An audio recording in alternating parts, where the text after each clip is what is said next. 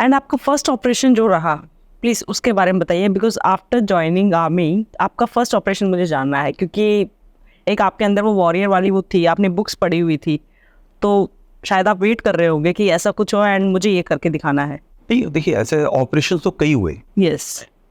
और फौज के अंदर कई बार हमको ऑपरेशन लगता है कि सब गोली चलना ही एक ऑपरेशन होता है, मगर जब एक फौजी अपनी पोस्ट से बाहर निकल के एक पेट्रोल के लिए वापस जाता है, एम्बुश के लिए जाता है, डोमिनेशन के लिए जाता है, वो हमेशा तैयार होके जाता है कि मेरा कांटेक्ट होगा.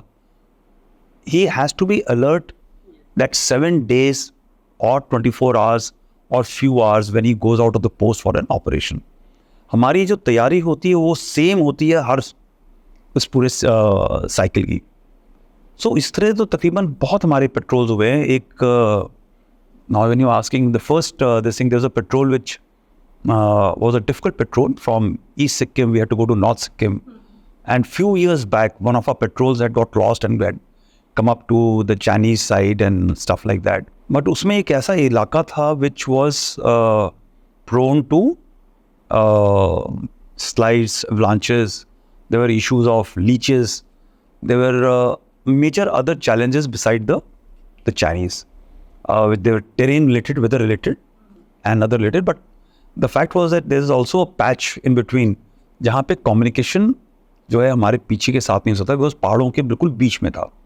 तो इस तरफ जहाँ से हम चल रहे थे वहाँ से कम्युनिकेशन नहीं हो सकता था, दूसरी तरफ नहीं हो सकता था. एंड ठंड इतनी थी कि वो जो बैटरियाँ थी हमारे पास रेडियो सेट की, वो ऑन करते ही निकल जा रही थी. While we had carried enough sets and we are totally out of communication. And in between started snowing. A year prior in that patrol, when one of those same patrols, more than 20 soldiers had died of a different unit because of they were trapped, they could not be rescued, and they just froze to death. And all these experiences were there in my mind as the largest patrol. And ठीक है, मैं तो ऐसे कई लोग ये समझते हैं कि जो आदमी पेट्रोल पे जाता है उस पर ज़्यादा बीतती है. मुझे लगता है कि जो आदमी पेट्रोल पे नहीं होता उसका जो सुपीरियर बाहर होता है उस पर ज़्यादा बीतती है. और मेरे सीओ थे एक काल खेत्रपाल, बहुत ही फिट कमांडो, डैगर. अपने टाइम के अंदर उनको लोग जंगली कहा करते थे because he was so very very fit.